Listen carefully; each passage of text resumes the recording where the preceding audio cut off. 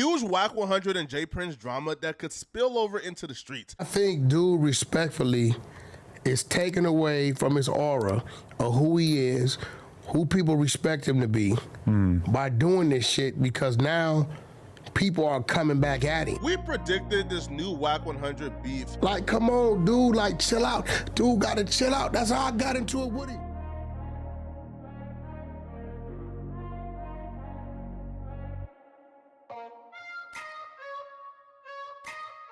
If you have been keeping up with the J Prince Sr. WACK 100 drama, would know that the two have been at it for years.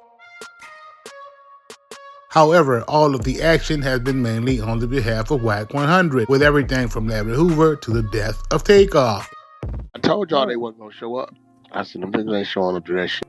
That's crazy. See, when you ain't did it, you pulling up with your squad, you letting niggas know, look, whatever you gonna do, do it. We ain't had nothing to do with that shit, homie. We ain't had nothing to do with that shit, bro. Hell yeah, I'm gonna show up. Why wouldn't I show up? But when you got an inkling in the back of your mind of what that real reality is, you not, they said WACK is a checkpoint down there and I know I got a warrant. I'm not going down there. I ain't going. I know I got a warrant. Ain't no, I know as soon as they run me, nigga, when it's coming back. Real talk. Straight up, I didn't have that shit happen. Like niggas was putting niggas shit on niggas. Niggas showed up such outside. Blood, listen, homie, I ain't did that. Nigga, if y'all gonna do something to me, it wasn't me. I don't know who the pumping that shit. I wasn't here. Me and a homie had an argument, but it wasn't that serious. Nigga, y'all gonna do something to me, but I'm finna go in there and pay my respects, homie. I ain't did that shit. Niggas is going to show up. So you think they should have just showed up? No, I know. Look, this right. Look, we ain't proven one thing in the last couple of weeks is these niggas ain't smart as everybody make them to be. Y'all, well, we didn't move them. We didn't move them from this flow right here. Have we not? We didn't came in there. I said, watch this. Go screenshot the shit.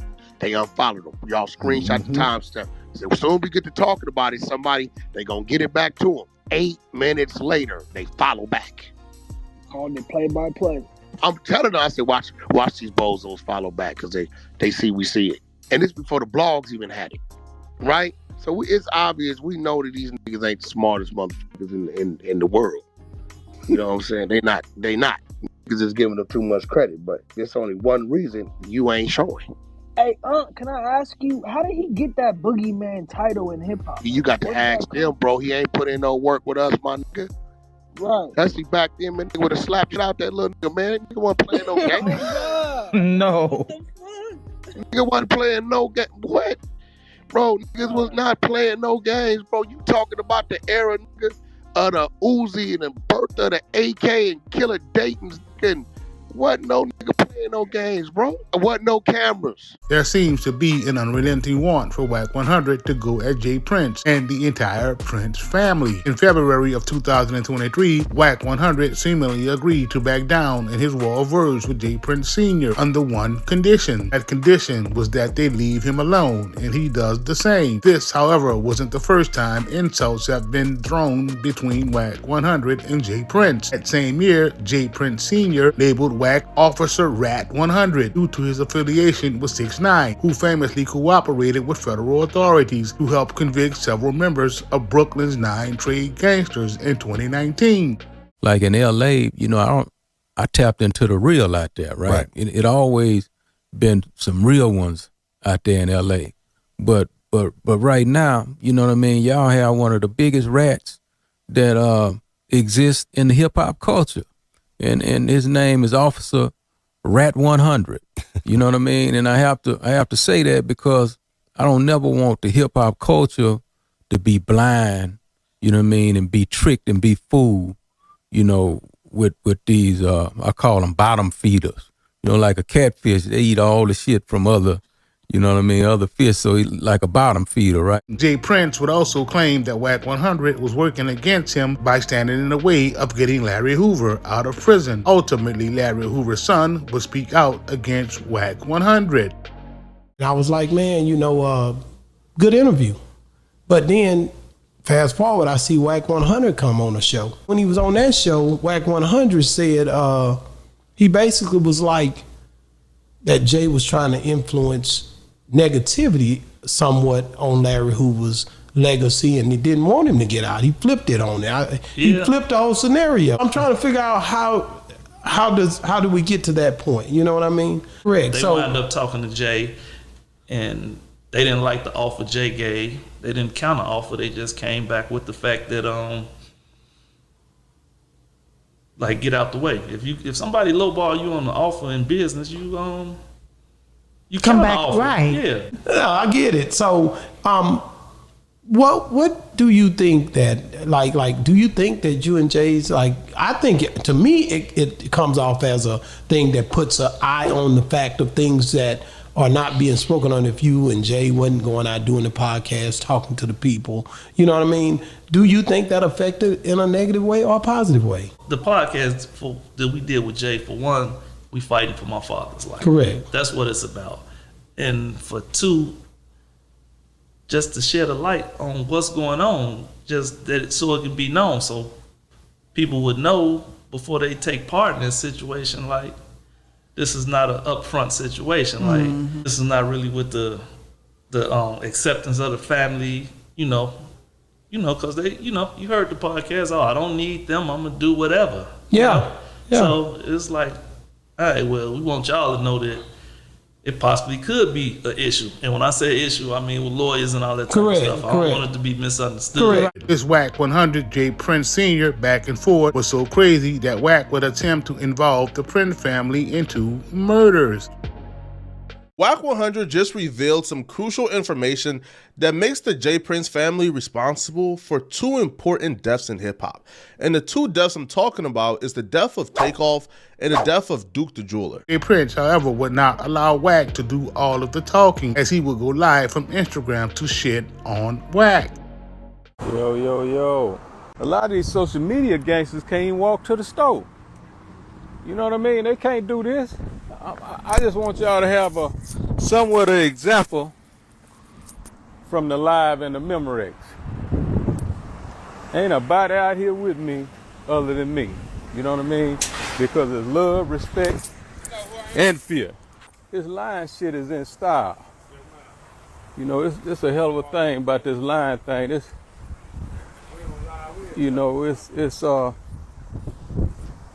some in style shit going on today, and I don't tell hello. Yeah, I don't receive it. I don't condone it, and I don't even like the niggas that support it and with it, because I understand what's gonna come with that. You know what I mean? I understand what's gonna come with that, and it's a cold thing. You know, these dudes on social media talking about booty, digging in their booties and all kinds of shit that I hear. And I'm like, what kind of shit is this going on? You know what I mean? But for each his own, man. I don't condemn a lot of you fakes. You know what I mean? Do what you best at doing, but understand, you know, that post I wrote the other day, the universal laws govern us all. And when I use those words, reaping what you sow, you can guarantee you're gonna reap what you sow. Fast forward to current day and time. WACK 100 is still going at Jay Prince. This time, however, he would insert himself in something that had totally nothing to do with him. Jay Prince Sr. celebrated his 60th birthday in Belize on his own private island with over 60 of his very close family and friends. For any person that has lived to reach the age of 60, this is undoubtedly a huge milestone. WACK 100, however, would take the opportunity to make Jay Prince's 60th birthday celebration all about him after seeing various social media posts from people in attendance. Yeah. Y'all give it up for the dance. My brother Race that came in now. What's up, Race? My brother right here, man. Oh, man, yeah. Boy, you slow but you show, Race. Yeah. If I had to go to war with anybody, this is a true war, y'all. Yeah. You'd have my back all the way to here, right here. Yeah. You'd have made it in here. Yeah. Oh, man. Well, I'm going to take this opportunity, You know, I'm standing here with a heart full of gratitude right now. And can y'all see me? Yeah. I'm short, I'm gonna get on stage. So yeah. So I stand here with a heart full of gratitude right now because you know, I understand this birthday is not just another number. This is what I call a milestone, you know what I mean, of memories and experiences and chances and choices that I made in my life to bring me where I'm at today. And I don't think I've done a bad job.